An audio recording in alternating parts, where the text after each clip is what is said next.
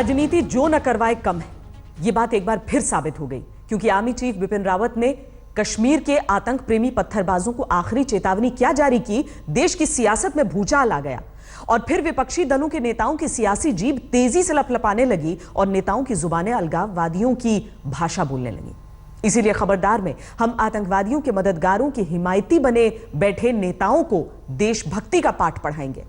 लेकिन पहले हम आपको कश्मीर के पत्थरबाजों को army chief general Bipin Rawat की चेतावनी के खिलाफ आज कश्मीर की सड़कों पर मचे बवाल की तस्वीरें दिखाना चाहते हैं। आर्मी चीफ की कश्मीर में पथराव करने वालों पर सख्त एक्शन लेने की चेतावनी के बाद आज कश्मीर में कई जगह पत्थरबाजी की घटनाएं हुई। कई जगह सेना के जवानों पर पत्थरबाजी हुई। आज श्रीनगर की जामा मस्जिद के पास आर्मी चीफ के खिलाफ प्रदर्शन हुआ। पाकिस्तान और आईसिस के झंडे लहराए गए। इस दौरान सेना के जवान गुलेल से पत्थरबाजों को खदेड़ने की कोशिश करते रहे, लेकिन किसी तरह का कोई बल प्रयोग नहीं किया गया।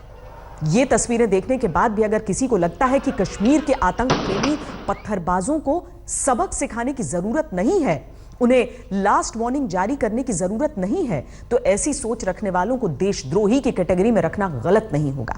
इसीलिए आज कश्मीर में पत्थर खाते जवान और अलगाववादियों की भाषा में जुबान चलाते नेताओं का आमना सामना होना ही चाहिए। People who are indulging in stone throwing, people who are indulging in supporting the terrorists and helping them escape will be treated like overground workers of the terrorists and will dealt with accordingly. बुधवार को army chief Bipin Rawat ने कश्मीर के आतंक प्रेमी पत्थरबाजों को last warning दी।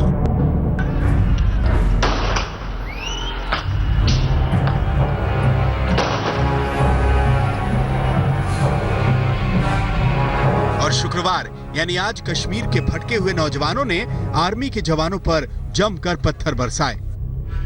ये श्रीनगर में जामा मस्जिद इलाके की तस्वीरें हैं, जहां कश्मीर के नौजवान चेहरे पर नकाब बांधे सुरक्षा बलों पर पत्थर बरसा रहे हैं और सेना के जवान गुलेल से उन्हें खदेड़ने की कोशिश कर रहे हैं।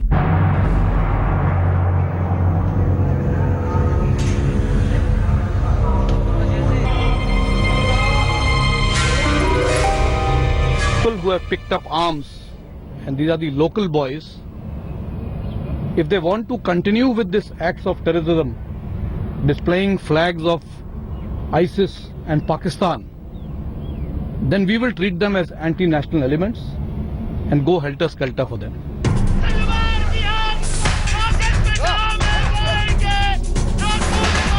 आर्मी चीफ की चेतावनी के बावजूद आज कश्मीर की सड़कों पर पाकिस्तान और ISIS के झंडे भी लहराए गए और पाकिस्तान जिंदाबाद के नारे भी लगे।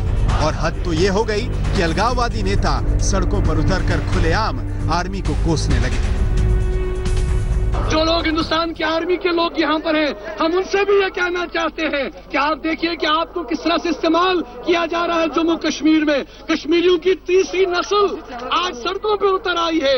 किस लिए उतर आई है? क्योंकि वो अपना हक चाहते हैं, क्योंकि वो ये महसूस करते हैं कि उनकी आवाज, उनके जज्बात, उनके एहसासात को ताकत के बल पर कुचला जा रहा है। आतंकवादियों की मदद करने वाले और सेना के जवानों पर पथराव करने वाले देशद्रोही नहीं तो और क्या है? He's using this kind of a language. राजनीति करना कोई बुरी बात नहीं, लेकिन राजनीति के चक्कर में देशद्रोही सोच पाल लेना कहाँ की शराफत है। कश्मीर से आई पत्थरबाजी की ये तस्वीरें पत्थरबाजों की हिमाकत को दिखाती हैं, जो आतंकवादियों को बचाने के लिए सेना के जवानों पर पत्थर बरसाते हैं। क्या कश्मीर में इन आतंक प्रेमी पत्थरबाजों को लास्ट वार्निंग देना गुनाह है? कांग्रेस पार्टी का ये कहना और कुछ एक नेताओं का जो कहना है वो उनकी बैंकरप्सी को दर्शाता है। हमारा ये मानना है कि कोई भी ऐसे कहना या करना जिससे सेना का मनोबल घटता है, ये घिनौना पाप है जिसका कोई प्रायश्चित नहीं। इस बात से कोई इनकार नहीं कर सकता कि कश्मीर में आतंकवादी मुठभेड़ के दौरान स्थानीय नौजवान आतंकवादियों की मदद करते हैं। आतंकवादियों को भगाने के लिए सेना पर पत्थरबाजी करते हैं, एनकाउंटर के विरोध में हिंसक प्रदर्शन करते हैं। इस हफ्ते बांदीपुरा और कुपवाड़ा के एनकाउंटर में भी यही हुआ और सेना के मेजर समेत 4 सैनिक शहीद हो गए थे। लेकिन पीडीपी के नेताओं को लगता है कि आर्मी चीफ ने आतंक प्रेमी पत्थरबाजों को चेतावनी देकर अच्छा नहीं किया।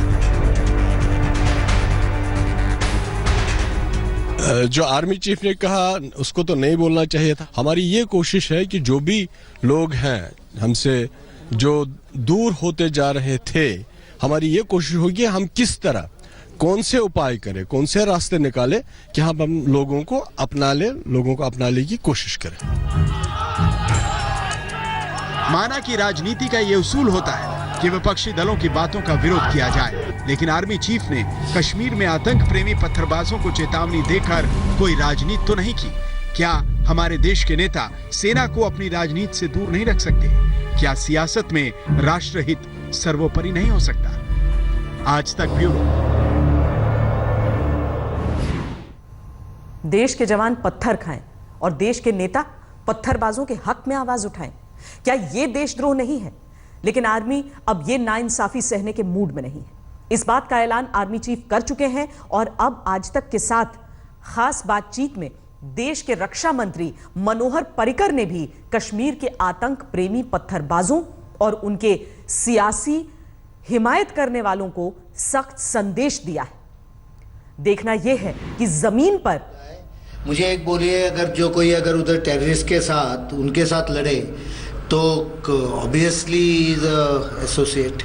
तो मुझे नहीं लगता है कि इससे लोगों और आर्मी के बीच कुछ होगा। टेररिस्ट के साथ जो रहता है वो टेररिस्ट ही है। तो आप साफ कर रहे हैं कि आप आर्मी चीफ ने जो कहा आपको लगता है सही कहा, इससे वातावरण और बढ़ेगा और बुरा नहीं होगा। एक तरह से जैसे मैंने कहा डिवाइड नहीं बढ़ेगी कश्मीरी लोगों और आर्मी के बीच। इतना गारंटी देता हूँ कि ये लोगों के खिलाफ कुछ ऑपरेशन नहीं है, काउंटर इंसर्जेंसी जो ऑपरेशन होता है वो स्पेसिफिक इंटीमेशन के ऊपर जहाँ टेररिस्ट छुपे हुए हैं वहाँ होता है। हाँ, और जो डिसीजन वहां का कमांडिंग ऑफिसर या जो कोई ऑपरेशन लीड करता है वही ले। खबरदार में अब विश्लेषण आतंक की फैक्ट्री पाकिस्तान का, जहां पिछले 5 दिन में 8 धमाके हो चुके हैं, जिसमें 100 से ज्यादा लोग मारे जा चुके हैं। इसमें सबसे बड़ा बम धमाका कल पाकिस्तान के सिंध में उस सूफी दरगाह पर हुआ है जो लाल शाहबाज कलंदर की दरगाह के नाम से दुनिया भर में मशहूर है। ये आतंकवादी हमले उन्हीं आतंकवादियों ने किए हैं जिन्हें पाकिस्तान ने कभी पनाह दी थी और बड़े प्यार से पाला था। सूफी दरगाह पर हुए हमले की जिम्मेदारी आईसिस ने ली है, जिसके बारे में पाकिस्तान का सिस्टम पाकिस्तान में होने से इनकार करता रहा। खुद पर हमला करने वाले आतंकवादी बुरे हैं और दूसरों पर हमला करने वाले आतंकवादी अच्छे हैं। आतंक की फैक्ट्री पाकिस्तान ने अपनी इस सोच को कभी नहीं छोड़ा। अब ये सोच पाकिस्तान को नहीं छोड़ रही, जहां आतंक की फैक्ट्री में खुद ही धमाके हो रहे हैं।